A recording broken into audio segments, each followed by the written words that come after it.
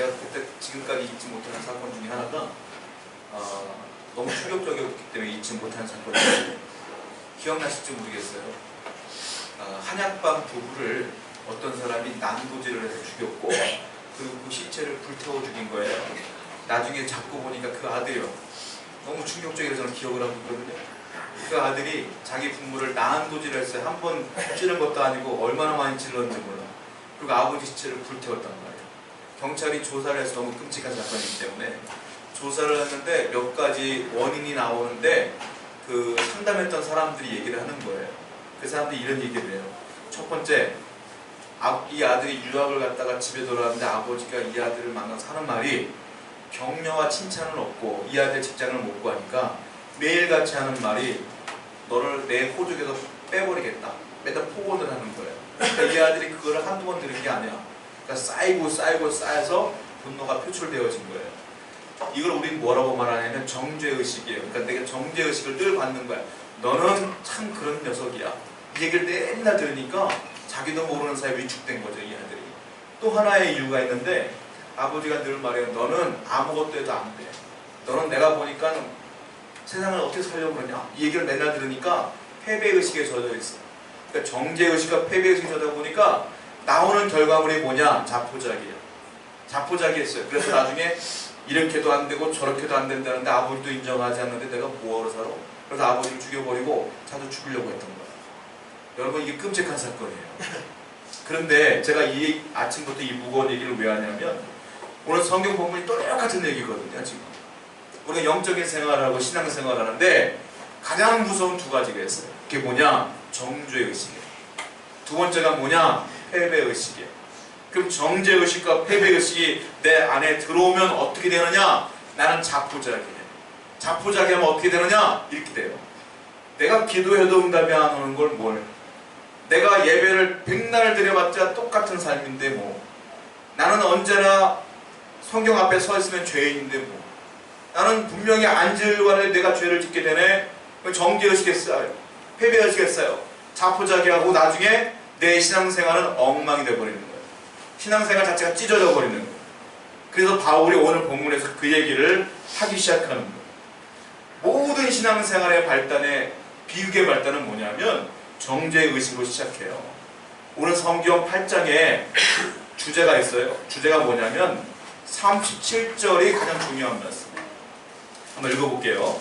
8장에서 가장 중요한 말씀 읽어보겠습니다. 시작. 그러나 이 모든 일에 우리가 사랑하시는 이로 말미암아 우리가 넉넉히 이기느니라. 잘 보세요. 그러나 이 모든 일이라는 것은 내가 살아가면서 짓는 죄들이 있을 거 아니에요. 나는 참 죄인이야 이런 생각들이 있을 거예요. 그 모든 일에 우리를 사랑하시는 이로 말미암아 누구예요? 예수님 말하는 거예요. 사랑하시는 그분 때문에 어떤 일이 벌어져요? 우리가 넉넉히 이기느니라. 이미 바울은 무슨 얘기를 하냐면 너희가 지금 봤을 때 맨날 넘어지고 쓰러지고 넘어지고 쓰러지지만 결국은 주님 때문에 승리할 거야 라고 선언해버리는 거예요. 여러분은 반드시 승리합니다. 영적으로 반드시 승리하실 분들이에요. 이걸 분명히 기억하고 알고 있어야 된다. 자, 한 신학자가 이런 얘기를 한 적이 있어요. 만약에 성경을 보석반지라고 표현을 해보자면 보석이 있고 그 보석을 둘러싸는 링이 있을 거 아니에요. 그 반지예요 이게. 그 많은 성경에 다 부분들을 차지하는데 로마서는 이 성경 보면 보석 반지 중에 이 보석 부분에 해당하는 것이 로마서다 이렇게 말해요. 그만큼 중요한 거죠. 그리고 로마서 8장은 보석 중에서도 가장 빛나는 부분이 8장일 것이다 라고 한 분이 있어요. 그만큼 이 8장이 중요한 부분이다. 우리에게는 이 얘기를 하고 있어요. 자, 우리는 알고 있어야 돼요. 저와 여러분들은 아무리 마귀가 우리를 정죄의식에 빠지게 할지라도 분명한 것은 승리할 거다. 우리는 이길 것이다. 이거 기억하셔야 돼요. 믿으시기 바랍니다. 그렇다면 현실을 살아가는 우리에게, 신앙생활하는 우리에게 이 승리를 하기 위해서는 두 가지를 반드시 거쳐야 되는데 첫 번째가 무엇이냐? 정죄의식에서 해방되어야 된다. 이게 중요합니다. 정죄가 뭘까요? 우리가 지금 말로 정죄라고 했지만 이거 풀어서 쓰면 가장 근사한 이야기가 이거예요. 정죄가 뭐냐면 내가 죄의식에 빠져 있는 거예요. 그러다 보니까 나오는 게 뭐냐면 내가 하나님 앞에 죄의식이 있으니까 결국 하나님 나를 버리실 거야. 여기까지 나와요. 정죄의식은 그거예요. 내가 죄를 졌잖아요. 그러면 내가 죄를 졌어. 아유 어떡하지 하고 끝나는 게 아니요. 정죄의식은 내가 죄를 졌기 때문에 하나님 나를 버리면 어떡해. 여기까지 나온 게 정죄의식이에요. 자, 그런데 중요한 게 뭐냐면 저와 여러분들은 하나님께 절대 버림받지 않아요. 이거 분명히 기억하셔야 돼요. 예수님께서 분명히 말씀하셨어요. 너희는 결코 넉넉히 승리하리라. 아멘. 하나님은 여러분들을 버리지 않아요. 하나님 그렇게 생각하시면 안 돼요. 자, 성경을 한번 보시죠. 바울은 로마서 8장을 시작하면 1절에 이렇게 선포를 하고 시작해요. 1절 말씀 읽겠습니다. 시작.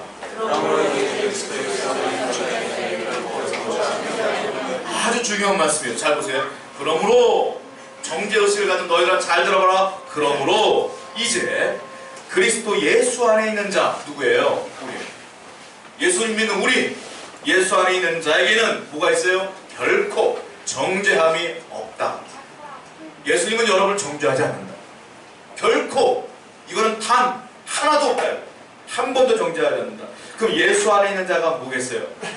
예수님이 사랑하는 자, 또 예수님을 사랑하는 자예요. 다른 말로 말하면 예수를 믿음으로 말미암아 나를 사랑하시는 예수님, 예수를 믿음으로 말미암아 내가 주님을 사랑합니다라고 고백하는 우리를 말하는 거예요. 우리에게는 결코 정죄함이 없어요. 하나님은 다른 말로 말하면 절대 여러분 버리지 않는다 이 말이에요. 그걸 분명히 아셔야 돼요. 악한 마귀는 야 너가 이렇게 죄를 지으면 하나님이 너 기뻐하겠냐? 늘 이런 정죄의식을 심어줘. 그러다 보니까 위축되어지고 하나님 앞에 나가기가 부끄러운 거예요. 안 그래요. 하나님은 분명히 말씀했어요. 성경에 결코 정죄함이 없습니다. 그러면서 8장의 하반절에 보면 이에 대한 선포를 계속해요. 자, 35절 볼게요. 8장 35절 읽어보겠습니다. 시작. 누가 우리를 그리스도의 사랑에서 끊으리요? 환난이나 곤고나 박해나 기근이나 적신이나 위험이나 가리랴. 누가 우리를 그리스도의 사랑에서 끊느냐? 이 사랑이 뭐예요? 이 사랑이 뭐예요? 예수 안에 있는 사람에게 주시는 사랑 아니에요. 그 사랑, 예수 믿는 사람들은 주님의 사랑 아시는데 그 사랑이 끊어진다 안 끊어진다? 절대 안 끊어진다. 자 보세요. 환난이 끊겠느냐? 곤고가 끊겠느냐? 박해가 끊겠느냐? 기근이나 적신이나 위험이나 칼이 끊겠느냐? 안 끊어지는 거예요. 예수님은 절대 여러분 버리지 않아요. 그 사랑이 끊어지지 않는다. 또 얘기해요. 38절과 39절 한번 읽어보세요. 시작.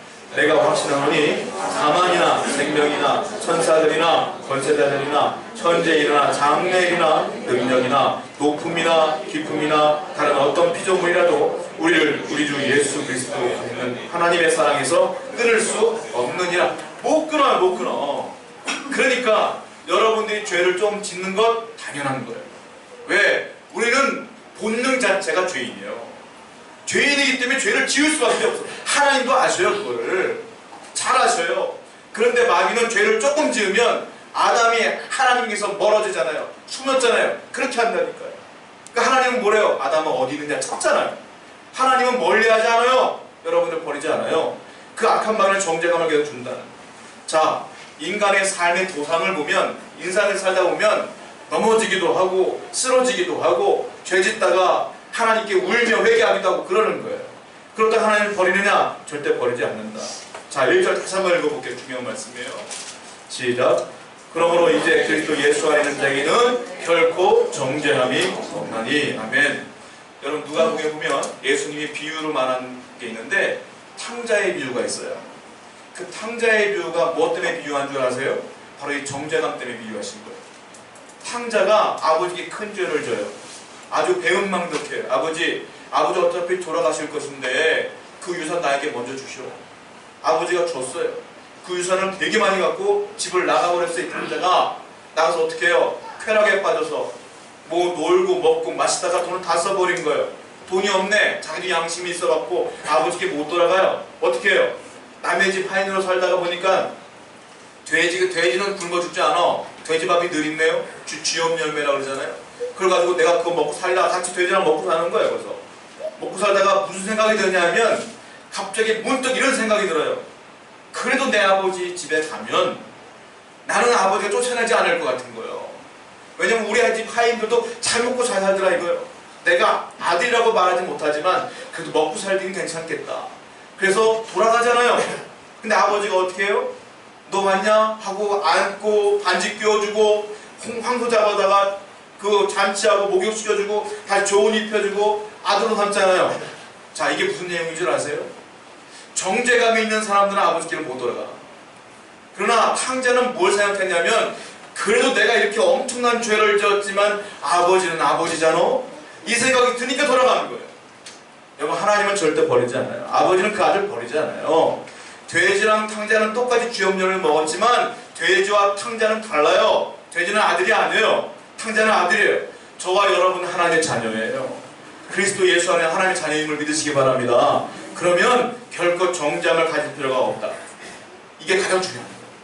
여러분, 절대로 정죄감을 갖지 마세요. 우리 연약하지만 부족하지만 그럴 필요 없다. 두 번째 있어요. 두 번째, 자, 우리가 정죄감을 가질 필요가 없어요. 하나님께 버림받을 생각들 두려워하지 않을 두 번째 이유가 뭐냐면 그 2절에 나와 있어요. 2절 한번 읽어보겠습니다. 시작. 이는 그리고 예수 안에 있는 생명의 성령의 법이 죄와 사망의 법에서 너를 해방하였습니다. 바울이 뭐라고 말하냐면 죄와 사망의 법에서 너를 해방하셨다 그랬어요. 죄와 사망의 법이 무엇일까요? 우리가 지금 몇 주 동안 계속 얘기했던 율법이에요. 율법을 바울이 8장에서는 죄와 사망의 법이라고 말하는 거예요. 왠 줄 아십니까? 자, 기억해내 보세요. 저번 주에 제가 말씀드렸어요. 율법의 기능이 뭐라고 그랬어요? 죄를 깨닫게 하는 데 있다고 했어요. 율법 앞에 쓰면 이건 죄구나, 이건 죄가 아니구나 깨닫게 하는 게 율법의 기능이에요. 근데 율법의 기능이 뭐냐면 내가 하나님 앞에 서 있어요. 십계명을 생각해 보자고요. 여러분, 이런 게 있잖아요. 이웃의 걸 탐내지 말아라. 근데 내가 탐내지 않은 게 없어. 보면 저 사람이 갖고 있는 게 부러울 때도 있잖아요. 그것도 죄야. 그 율법 앞에 서 있으면 내가 죄 지은 거예요. 죄를 깨닫게 하니까 그게 거짓 증거하지 마라. 내가 거짓말을 했어요. 근데 율법 앞에 서면 나는 죄인인 거예요. 죄를 깨닫게 했으니까. 자, 내가 죄인이 되면 어떻게 되느냐? 사망 앞에 서는 거예요. 죄를 갖고 하나님께 나갈 수가 없거든. 그러니까 결국은 뭐냐? 율법은 죄와 사망의 법으로 표현한 거예요. 바울이. 이 율법이에요. 죄와 사망의 법이야. 그런데 그 앞에 뭐라고 써 있습니까? 그리스도 예수 안에 있는 생명의 성령의 법이 이 죄와 사망의 법에서 우리를 해방하였다. 여기서 많은 분들이 오해해요. 생명의 성령의 법, 즉 이걸 오해해서 어떻게 하냐면 성령 체험을 많이 해야지 내가 이 율법 죄에서 벗어나요? 내가 구원받는구나 라고 생각해서 어떤 분들은 내가 죄를 짓거나 그러면 늘 기도원으로 가. 기도원에 가서 은사 달라고 막 기도해요. 방언 달라고 통변 달라고 막 기도해요. 그런 체험이 있으면 뿌듯해. 이제 행복해. 됐어. 여러분, 이거는 바울이 지금까지 말했던 모든 것들을 뒤집는 거예요. 내가 그걸 은사를 받아서 내 능력과 내 힘으로 구원받는 것과 똑같은 거예요. 이거는. 자, 바울이 말하는 생명의 성령의 법이 무엇일까요? 이걸 아는 게 중요해요. 자, 바울이 먼저 이미 이야기한 적이 있어요. 어디서 얘기했느냐? 로마서 6장 14절에서 얘기했어요. 한번 보세요. 로마서 6장 14절. 시작. 죄가 너희를 주장하지 못하리니 이는 너희가 법 아래에 있지 아니하고 은혜 아래에 있습니다. 설명해 드렸어요. 법 아래에 있다. 어디요? 율법이라고 그랬어요. 제가 설명해 드렸어요. 근데 나온 게 뭐예요? 뒤에 은혜 아래에 거하는 거예요. 은혜. 그러면 이 은혜가 뭐냐면 아까 말씀드린 것처럼 생명의 성령의 법을 은혜예요. 은혜. 이걸 은혜를 생명의 성령의 법이라고 표현하는 거예요. 즉 저와 여러분들은 이제 율법 아래에 있지 않고 은혜 안에 있다는 걸 또다시 이렇게 말하는 거예요. 생명의 성령의 법이 우리를 죄와 사망의 법에서 해방하였느니라. 아멘. 여러분, 주의 은혜 안에 있음을 기억하셔야 돼요. 하나님 은혜 안에 있다. 마치 이런 거잖아요. 제가 설명해 드렸어요. 자식이 있는데 우리 가정에 법이 있어. 이걸 어겼으면 내 호적에서 파낼 거야. 이런 법이 없잖아요. 집에. 자녀들이 죄를 져서 다 이해해주고 안아주고 감싸주고 같이 울어주는 거 아니에요? 이게 은혜 아니에요? 하나님도 그렇다는 거예요. 예수를 믿을 때 놀라운 사실은 이제 율법이 아니라 생명의 성령의 법을 우리가 옮겨졌다. 자, 4절 볼까요? 이제 그렇다면 성령께서 인도하신 대로 우리가 살게 된 거예요. 4절 보겠습니다. 본문 시작. 육신을 따르지 않고 그 영을 따라 행하는 우리에게 율법의 요구가 이루어지게 하려 하심이니라. 무슨 말이에요? 예전에 한번 말씀드렸어요.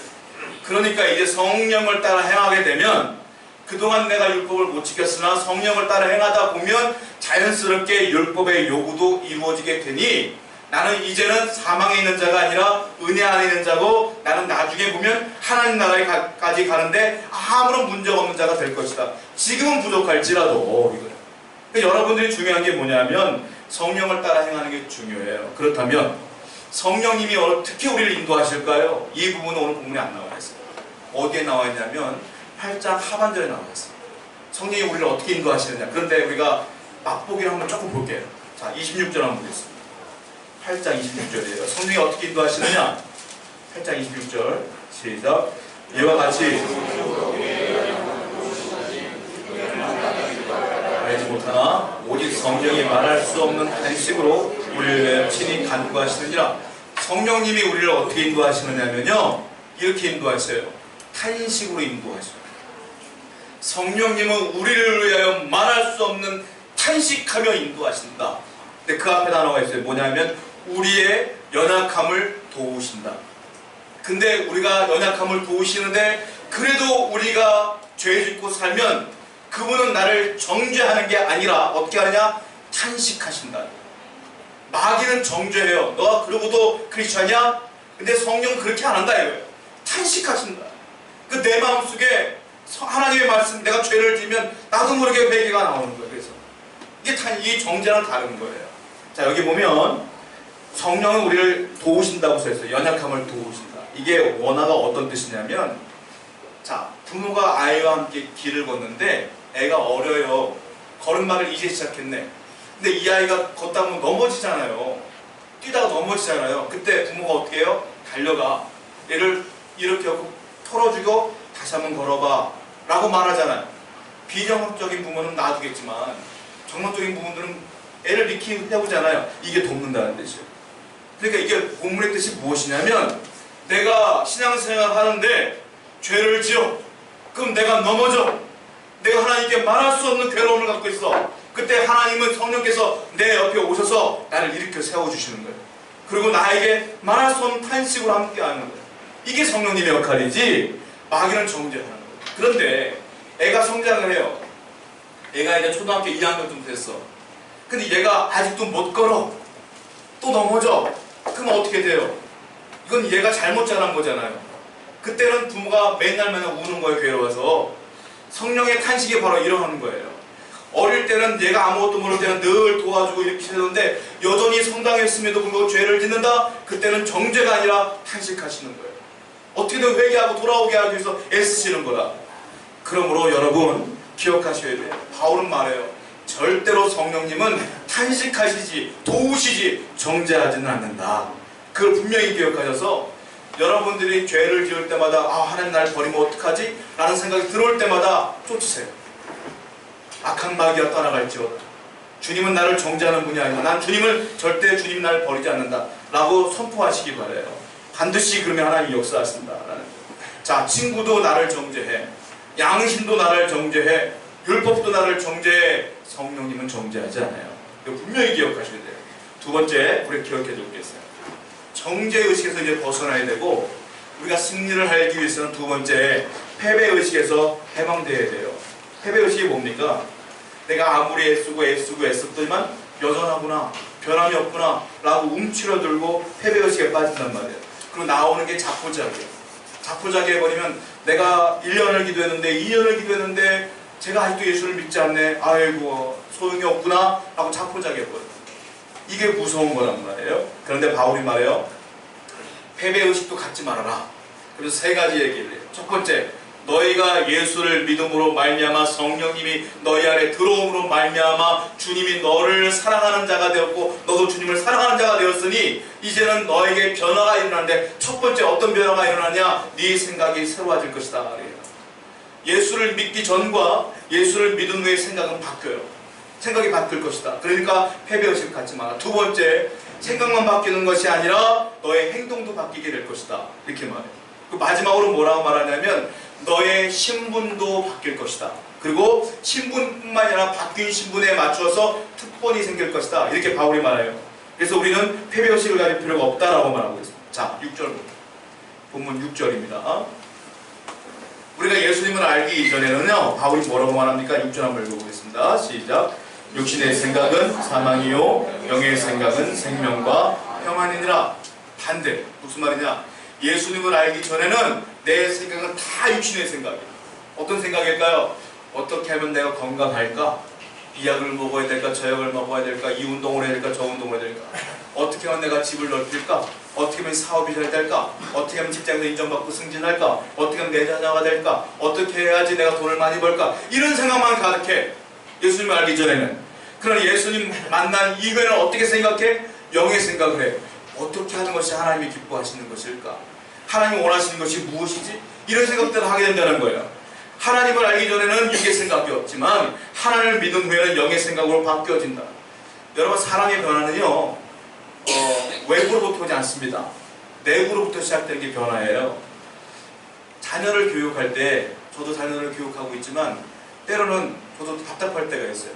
애가 말을 안 들어. 그럼 나도 모르게 지금까지 말했던 것 좀 율법처럼 교육할 때가 있어요. 우리가 볼 때는 이게 맞고 이게 그런 게 보이잖아요. 어른들이 볼 때는. 애들은 안 보이잖아요. 그런 걸 할 때마다 이렇게 말해요. 야, 그거 아니야. 이게 맞는 거야. 공부를 안 해. 숙제를 안 해. 너 숙제를 안 하니? 숙제를 해야지. 이렇게 말을 해요. 그러니까 얘 입장에서 볼 때는 숙제를 안 해서 내가 죄 지는 거야. 이걸 안 했으면 내가 죄 지는 거야. 늘 율법적으로 교육을 해. 근데 변화되느냐? 변화가 안 되더라고요. 어떻게 변화가 될까요? 사람들이 그렇게 얘기를 한다고요. 동기부여를 해야 된다고. 동기부여가 뭐냐? 내면의 변화를 일으키는 거예요. 뭡니까? 칭찬과 격려를 하는 거예요. 공부를 너무 안 하면 너 공부 안 하냐? 이렇게 하는 게 아니라 야, 너 노는 걸 좋아하는 것 같다. 아, 운동 되게 잘하는구나. 그런데 너가 운동을 이렇게 잘하는데 이거보다 네가 공부까지 하면 금상첨화겠다. 야. 그럼 얘가 또 호쾌하고 공부도 열심히 한다는 거지. 이게 변화가 된다는 거예요. 칭찬과 격려. 남편이 늦게 들어오네. 또 늦게 들어오거나 이럴 바에 나가서 하세요 라고 말하면 그래, 나갈 때고 나가버린단 말이에요. 근데 힘드시나 봐요. 주물러주고 그러면 기분 좋아지잖아요. 이게 변화라는 거예요. 즉 지금 바울이 말하는 게 그거예요. 뭐냐면 사람이 변화되는데 성령이 내 안에 들어와야 먼저 생각이 변할 것이다. 그 생각은 육의 생각했던 내 마음이 이제 영의 생각으로 바뀌어질 것이다. 그러면 그런 생각을 하는 너는 패배할 것이다, 좌절할 것이다, 이런 생각 하지 말아라 이거예요. 하나님이 이미 역사하고 있으니 걱정하지 말아라, 이 얘기하고 있는 거예요. 자, 또 하나, 바울이 이 부분을 좀 다르게 표현을 해요. 빌립보서 말씀할게요. 빌립보서 2장 13절입니다. 읽어보겠습니다. 시작. 너희 안에서 행하시는 이는 하나님이시니 자기의 기쁘신 뜻을 위하여 너에게 소원을 두고 행하게 하시나니. 잘 보세요. 맨 뒤에 보면 하나님이시다. 너희 안에서 행하시는 분이, 우리가 예수를 믿는 거예요 이제. 그러면 하나님이 어떻게 하느냐? 자기의 기쁘신 뜻을 위하여, 하나님이 원하는 것을 위하여 어떻게 해요? 첫 번째, 너희에게 소원을 두게 하실 것이다. 소원을 두는 게 뭐예요? 생각을 바꾼다는 거예요. 이제 내가 하나님 기쁘게 하는 걸 해야지 라는 생각을 하게 된다는 거예요. 그 다음에 어떻게 돼요? 그리고 그 소원을 두고 행하게 하실 것이다. 하나님을 위하여 살게 하실 것이다. 여러분, 성령님이 내 안에 들어오시면 내 생각이 바뀌어요. 누구는 오늘 갑자기 바뀌어, 누구는 수십 년이 지나야 바뀌어. 그러나 분명한 건 바뀐다. 그리고 반드시 행함이 바뀔 것이다. 그러므로 여러분들은 반드시 하나님 뜻대로 살게 될 것을 바울이 얘기하고 있다. 크리스찬 신앙생활이 뭘까요? 단순하게 하면 이거예요. 육신이 원하는 건 노 할 줄 알아요. 그리고 하나님이 원하는 건 예스하고 순종할 줄 알아요. 이게 신앙생활 잘하는 거예요. 아주 단순한 거예요. 여러분들의 인생의 가장 큰 최대의 기적이 뭘까요? 죽은 자가 살아나는 거예요. 그게 뭐라고 말합니까? 부활이라고 하잖아요. 가장 큰 절망이 뭘까요? 산 자가 죽는 거예요. 그걸 뭐라고 말해요? 사망이라고 해요. 그건 인간의 가장 큰 절망이야. 가장 큰 기쁨은 죽은 자가 사는 거예요. 자, 죽은 자를 살리신 분이 누구냐 이거예요. 예수님이 돌아가셨어요. 그분을 살린 자가 누구냐? 하나님이잖아요.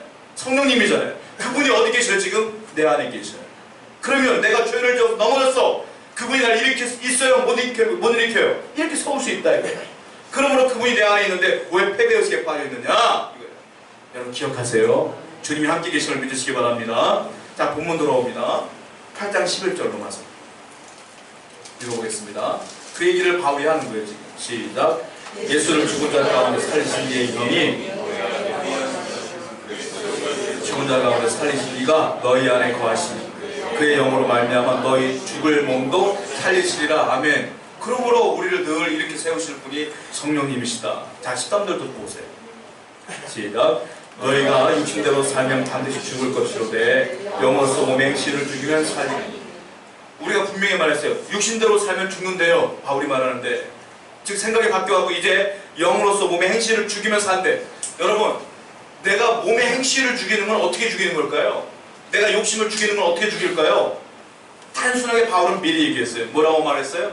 육신대로 살면 안 되고 하나님을 기쁘시게 하는 삶을 살면 되는 거예요. 그냥 성령을 따라 살다 보면 육신의 행실이 죽어지는 거예요. 죽이는 게 아니라 죽어지는 거예요.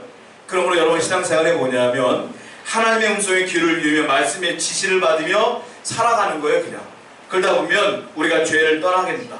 이거예요. 아주 단순한 거예요. 자, 그러면 또 하나 생각해봐야 되겠어요. 우리 주님께서는 우리를 바꾸시는데 생각을 바꾸셨고 삶을 바꾸신단 말이에요. 마지막으로 뭘 바꾸냐면 우리의 신분을 바꿔. 신분을 바꾸는데 신분을 바꾸면서 특권까지 줬어요. 뭐라고 신분을 바꿨을까요? 이제 우리는 하나님의 자녀가 된 거예요. 자녀가 된 거예요. 하나님과 원수됐던 우리가 예수님을 믿음으로 말미암아 주님의 자녀가 되는 거예요. 이걸 뭐라고 말하냐? 양자의 영을 받았다고 해요. 양자의 영. 성령을 받게 되는 거예요. 자, 우리가 보면 양자 그러면 우리나라 문화에서 볼 땐 본자식이 귀하고 양자는 언제든지 버릴 수 있는 자식이에요. 특권이 제한되어 있어. 그렇잖아요? 그런데 로마 시대 이 성경이 써졌던 이 시대의 양자는 달라요. 어떠냐? 양자가 더 귀해요. 로마 시대 때는. 그래서 하나님이 이렇게 말씀하신 거예요. 왜 귀하냐? 내 자식은 내가 선택을 못해. 나 보면 그놈이 이런 성격이고 그놈의 머리가 이 정도야. 양자는 내가 고를 수가 있는 거야. 내 후견인으로 인물이 이 정도 됐으면 좋겠고 키는 이 정도 됐으면 좋겠고 그리고 IQ는 이 정도 됐으면 좋겠고 성격은 이랬으면 좋겠어 라고 내가 골라서 뽑는 게 양자예요. 그래서 이때는 본 자식보다 양자가 더 귀했다. 더 귀하게 되었다. 그러니까 자기 자식과 양자 차별하면 안 돼. 이때는 그랬어요. 지금의 문화로 보면 이해가 안 되지만 그때는 그랬다라고 보시면 이 양자의 영이 얼마나 귀한 것을 알게 돼요. 양자로 삼게 되면 제일 먼저 뭘 하냐면 내가 아주 훌륭한 가정교사를 줘요. 그리고 이 아들을 내가 아들로 삼기 때문에 철저하게 교육을 시키는데 교육이 끝날 때마다 이 가정교사는 뭘 얘기하냐면 당신은 이분의 아들입니다. 그리고 당신은 이분의 모든 것들을 상속받을 거예요. 라고 계속 얘기해요. 그러니까 상속자가 되는 거예요. 그 얘기를 계속 한다는 거예요. 그러니까 굉장히 귀하게 대접한다는 거예요. 자, 15절 말씀 볼게요. 8장 15절입니다. 시작.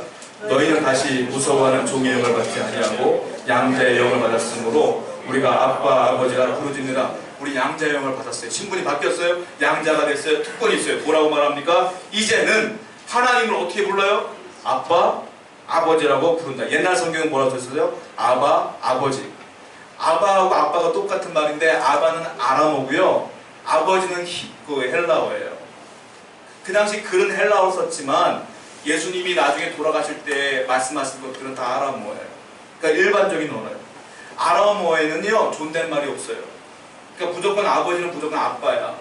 아빠라고 부르는 거. 우리는 아버지, 아빠 이렇게 부르지만 거기는 무조건 아빠가 그는 아버지까지 다 되는 거예요. 자, 유대인들은요 성경을 기록할 때에 하나님이라는 이름을 나오면 하나님이라고 부르지 못했어요. 그래서 성경을 보면 가끔 가다가 성경에 아도나이라는 단어가 써요. 아도나이. 기억하십니까? 아도나이가 뭐냐면 거기가 원래 여호와라는 이름을 써야 되는 거예요. 근데 하나님 이름을 쓸 수가 없어서 너무 거룩한 이름이라 그냥 하나님 이름 대신에 아도나이라고 쓰는 거예요. 유대인들이 그만큼 하나님 이름을 못 불러. 근데 성경에 뭐라고 써있어요? 바울이 너희가 이제 양자의 영을 받았으므로 하나님을 어떻게 불러요? 근데 아빠라고 부른다 이거예요. 아버지라고 부른다 이거예요. 우리가 주기도문은 하늘에 계신 우리 아버지여 이렇게 시작하잖아요. 이건 헬라어로 기록됐기 때문에 그래요. 만약에 아람어로 기록됐으면 어떻게 불러야 되는가는 하늘에 계신 우리 아빠 이렇게 부르는 거예요. 원래는. 그러니까 우리는 당연하게 하나님을 아빠, 아버지 이렇게 부를 수 있는 거예요. 이게 특권이다. 그러므로 하나님을 아버지라고 부를 수 있는 우리가 패배의식에 젖어 있을 필요가 뭐가 있겠어요? 하나님이 내 안에 계시면 다 일어나는 거예요. 기억하시기 바랍니다. 하나님은 우리에게 가정교사를 줘서 첫 번째 몽학 선생을 줬어. 어릴 때 초등교사를 줬어. 그게 누구냐? 율법이에요. 율법은 맨날 때려.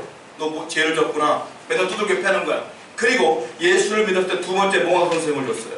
그게 누구예요? 그게 성령님이에요. 그분은 늘 격려하는 거예요. 우리에게. 자, 본문 말씀 들어오겠습니다. 14절 말씀이에요. 시작. 무릇 하나님의 영으로 인도함을 받는 사람은 곧 하나님의 아들이라. 하나님의 영이 뭐예요? 성령이에요. 내가 예수를 믿음으로 말미암아 그분이 내 안에 들어왔고 이제 그분의 영이 나를 인도해. 그랬더니 우리 신분이 바뀌었어. 뭐라고 해요? 이제 우리는 하나님의 자녀가 된 거예요. 그러므로 우리는 정죄의식도 패배의식도 가질 필요가 없다. 자, 17절 볼게요.